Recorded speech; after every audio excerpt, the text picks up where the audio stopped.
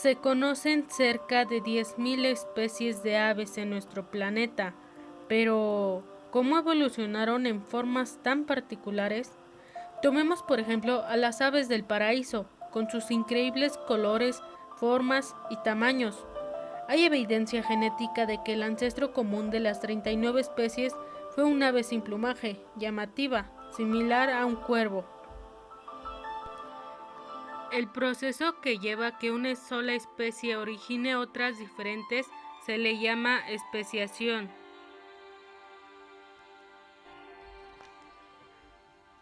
Antes de explicar la especiación, veamos de qué hablamos cuando usamos la palabra especie. Pero, ¿qué es una especie? Especie biológica propuesta por Dobzhansky 1935 y Ernest Mayr 1942. Según este concepto, la especie es un grupo o población natural de individuos que pueden cruzarse entre sí, pero que están aislados reproductivamente de otros grupos afines.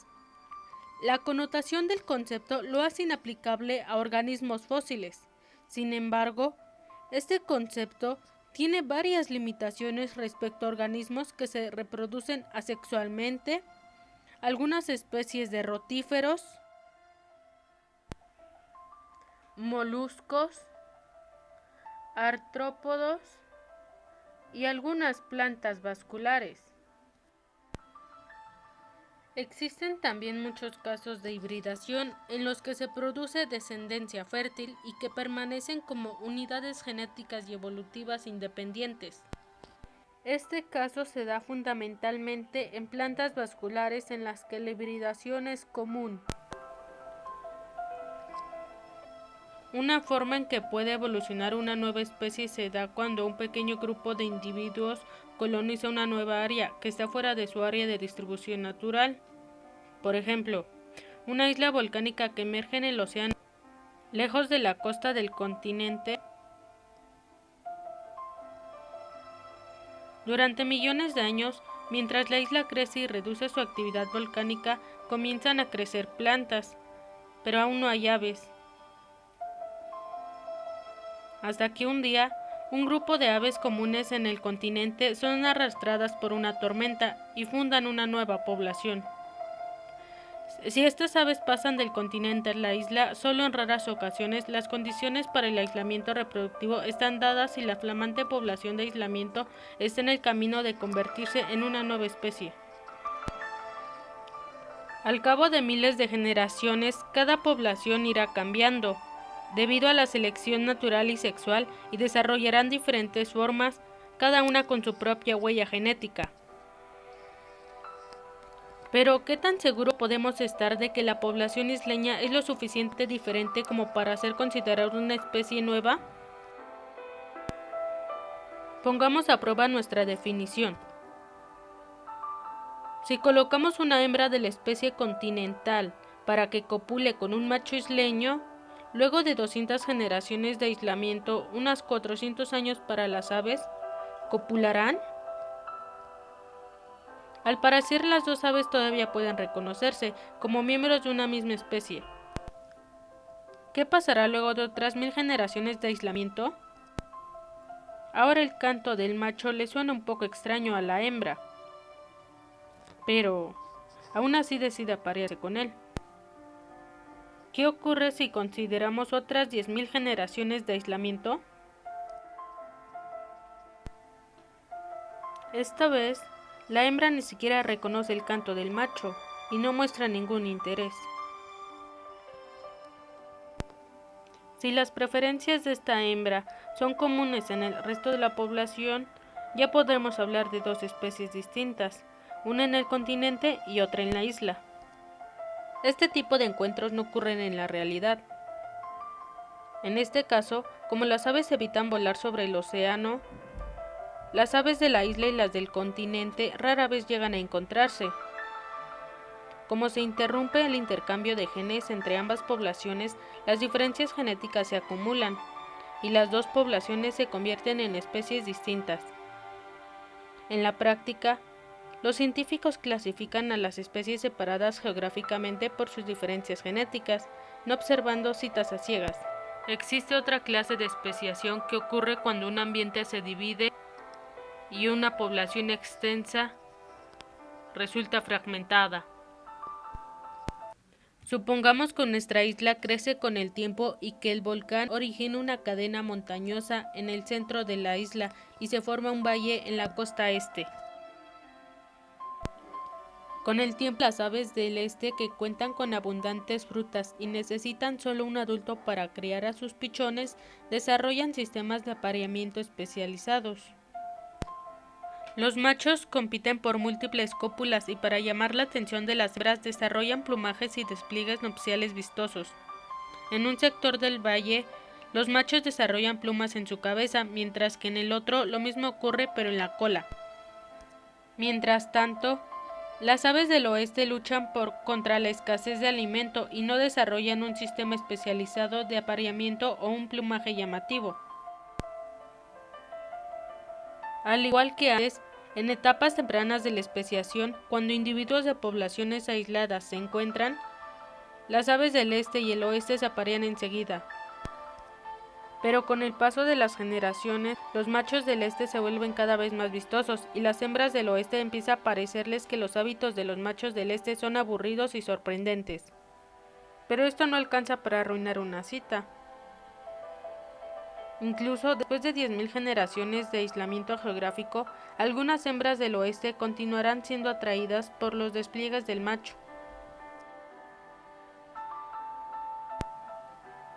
En este momento, los huevos que ella ponga serán inviables, porque las poblaciones son demasiado diferentes como para ser genéticamente compatibles. Entonces, ¿cómo evolucionaron las 39 especies de aves del paraíso a partir de un ancestro parecido al cuervo? Bueno, tras miles de generaciones de aislamiento, la selección natural y sexual transformaron a las poblaciones fragmentadas en un maravilloso conjunto de especies coloridas. El proceso de especiación continua y separación tras separación surgen especies únicas.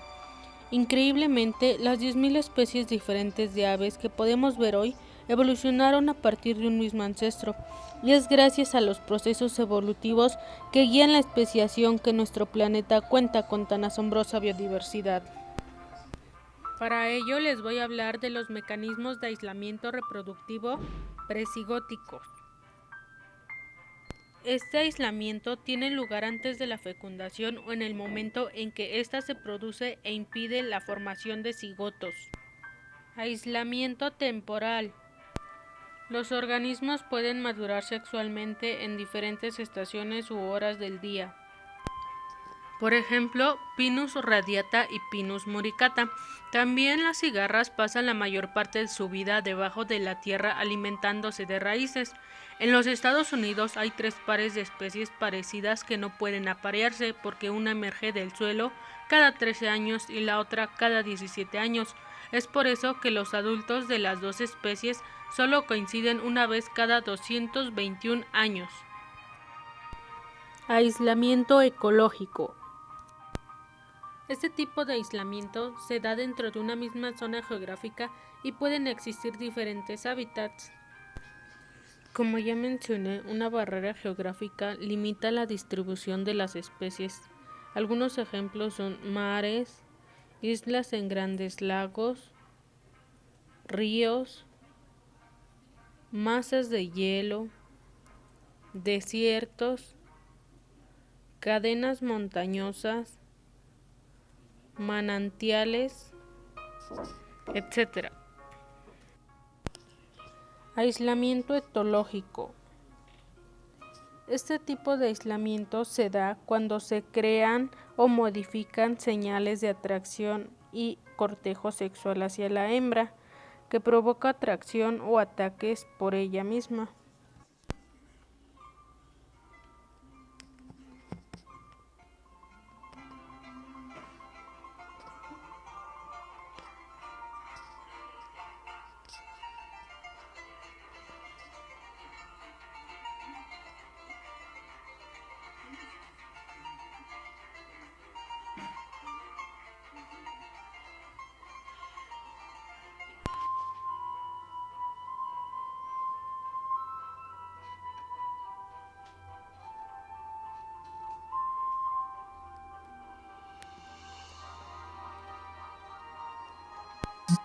Aislamiento mecánico. Este tipo de aislamiento impide la cópula entre los animales o la polinización en las plantas al poseer estructuras reproductoras incompatibles. Tal es el caso del tulipán, flor de limón y orquídea, o si juntamos un rottweiler y un chihuahua. Aislamiento gamético. Este tipo de aislamiento se divide en dos. En animales con fecundación interna, los espermatozoides son inviables en los conductos sexuales de las hembras. Por ejemplo, los espermatozoides.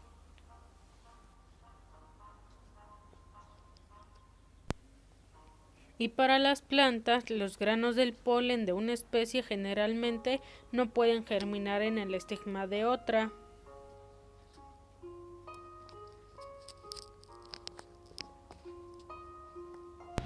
Ahora bien, les voy a hablar de los mecanismos de aislamientos posigóticos. Este aislamiento tiene lugar después de la fecundación. Inviabilidad de los híbridos. El óvulo es fecundado, pero el cigoto no se desarrolla o bien se desarrolla y origina un individuo con menor viabilidad. Tal es el caso de las cabras y ovejas.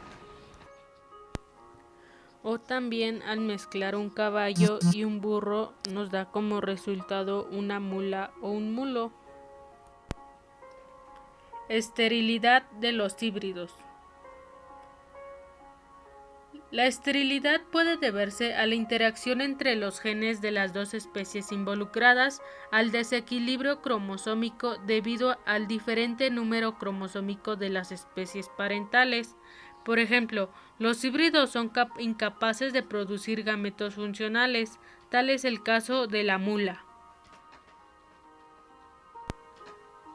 Esterilidad o mortalidad. Vaya, como su nombre le indica, solo afecta a la generación 1 o generación 2. Bien, ahora les voy a hablar de los tipos de especiación. Especiación alopátrica. Se produce cuando una barrera de aislamiento geográfico actúa sobre una población situada en un determinado espacio y la divide. Por ejemplo, las guacamayas que se encuentran en la parte amazónica y las que están en la parte del Pacífico, en América del Sur. O también el chimpancé enano o bonobo y el chimpancé normal, separados por el río Congo. Especiación simpátrica. La especiación ocurre sin aislamiento geográfico. Las especies habitan en el mismo espacio geográfico, pero se produce un aislamiento de flujo de genes. Por ejemplo, las plantas Howea forsteriana y Howea belmoriana están reproductivamente aisladas a pesar de que en algunos sitios viven muy cerca. O también las moscas de las manzanas. Estos insectos herbívoros prueban una nueva planta hospedadora. Especiación parapátrica. Este tipo de especiación se da entre poblaciones vecinas sin barrera geográfica y la diferenciación en dos especies se logra si existen en el ambiente una selección natural diferenciadora. Por ejemplo, la Graminea anthoxanthum odoratum. En algunas de estas plantas viven cerca de minas donde el suelo se ha contaminado con metales pesados. Las plantas de los alrededores de las minas han estado sometidas a una selección natural de los genotipos tolerantes a los materiales pesados, mientras que las plantas vecinas que no viven en el suelo contaminado no han estado sometidas a selección para este carácter. Especiación peripátrica. Este tipo de especiación consta de un pequeño grupo de individuos que forman una nueva población con una frecuencia genética diferente a la población original.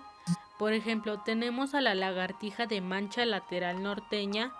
Esta lagartija es nativa de las regiones de Estados Unidos y el norte de México. Dentro de sus características más resaltantes está la existencia de polimorfismos dentro de sus poblaciones. Estas poblaciones representan un buen ejemplo de especiación peripátrica, ya que existe una población que habita en las islas del Golfo de California y varía ampliamente comparado con sus contrapartes de las tierras de Estados Unidos. Los individuos de las islas difieren ampliamente en varias características como el tamaño, la coloración y hábitos ecológicos. Especiación por poliploidía. La multiplicación del juego completo de cromosomas puede restablecer la fertilidad del híbrido, formando dos especies diferentes que ya no se pueden cruzar con la especie parental. Más del 40% de las plantas cultivadas son poliploides, entre ellas la alfalfa, el algodón, el café, el trigo, entre otras, sin existir una relación entre la domesticación y la poliploidía de las plantas. Desde que se implementó la colchicina como agente para inducir la poliploidía, se usó en plantas de cultivo, básicamente por tres razones. Número 1. Para generar poliploidía en ciertas especies de importancia, como un intento de obtener plantas mejores, pues en poliploides suele presentarse un fenotipo en el cual existe un notable crecimiento de tamaño debido a que hay un mayor número de células. Número 2. Para ploidización de híbridos y que recuperen la fertilidad de manera que se rediseña o se sintetiza alguna especie. Número 3. Como forma de transferir genes entre especies con diferente grado de ploidía o dentro de una misma especie. En los animales, la poliploidía es rara o poco frecuente. La hipótesis más extendida que explica la pequeña frecuencia de especies poliploides en animales superiores es que sus complejos mecanismos de determinación sexual dependen de un equilibrio muy delicado en el número de cromosomas sexuales y los autosomas. Algunos ejemplos son caracoles, lombrices de tierra, lombrices planarias, y estas especies se les llaman hermafroditas.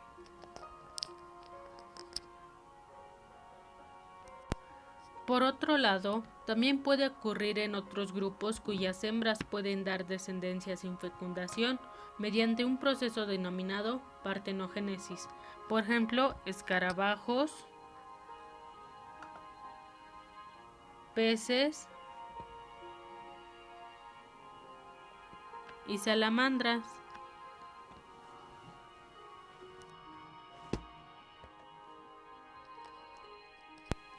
Y para finalizar, les voy a hablar de los tipos de selección natural sobre las poblaciones. Selección estabilizadora. Tiende a reducir la variación y favorece a los individuos de fenotipo intermedio.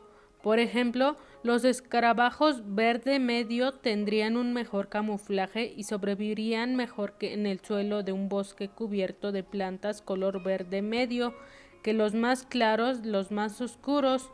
La selección estabilizadora tiende a estrechar la curva. Selección direccional. Uno de los fenotipos extremos es más apto que los demás fenotipos. Por ejemplo, si la población de escarabajos se mueve hacia un ambiente con un suelo y una vegetación más oscuros, los escarabajos verde oscuro se ocultarán mejor y sobrevivirán mejor que los verde medio y verde claro. La selección direccional desplaza la curva hacia el fenotipo más favorable. Selección disruptiva. Los dos fenotipos extremos son más aptos que los que se encuentran al medio. Por ejemplo, si los escarabajos se mueven a un ambiente nuevo con parches de musgo verde claro y arbustos verde oscuro, tanto los escarabajos verde claro como los verde oscuro se ocultarán y sobrevivirán mejor que los verde medio. La selección disruptiva genera picos múltiples en la curva. Selección dependiente de la frecuencia. Es aquella donde el éxito reproductivo de un individuo depende de la frecuencia de los genotipos alternativos de la población. Selección artificial. Es aquella en donde el ser humano interviene en la evolución de diversas especies animales y vegetales.